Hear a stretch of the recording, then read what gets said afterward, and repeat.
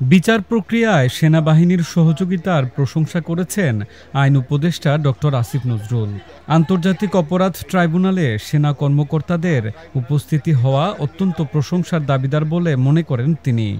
মামলার আসামি হিসেবে সেনা কর্মকর্তাদের কোথায় রাখা হবে সেটা স্বরাষ্ট্র মন্ত্রণালয়ের বিষয় বলেও জানান আইন উপদেষ্টা। ২২ অক্টোবর বুধবার দুপুরে সমসাময়িক নানা ইস্যুতে সচিবালয়ে সাংবাদিকদের সঙ্গে আলাপকালে তিনি এসব কথা বলেন। পতিত আওয়ামী লীগের আমলে গুম এবং জুলাই গণঅভ্যুত্থানে সংগঠিত হত্যাকাণ্ডসহ মানবতাবিরোধী অপরাধের পৃথক ৩ মামলায় অভিযুক্ত ১৫ সেনা কর্মকর্তাকে বুধবার ঢাকা সেনানিবাসের সাবজেল থেকে আন্তর্জাতিক অপরাধ ট্রাইব্যুনালে নেওয়া হয়। পরে আদালত ওই কর্মকর্তাদের কারাগারে পাঠানোর আদেশ দেন।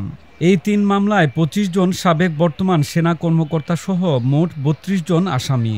তাদের বিরুদ্ধে সম্প্রতি ট্রাইব্যুনাল থেকে গ্রেপ্তারি পরোয়ানা জারি হলে ১৫ সেনা কর্মকর্তাকে সেনা হেফাজতে নেওয়ার তথ্য জানা যায়।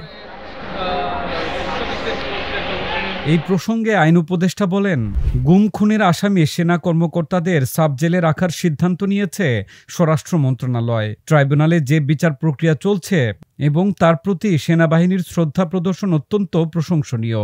আসামিদের কোথায় রাখা হবে সেটি সম্পূর্ণভাবে স্বরাষ্ট্র মন্ত্রণালয়ের দায়ীভুক্ত বিষয়। তারা যা উপযুক্ত মনে করবে সেটি করবে।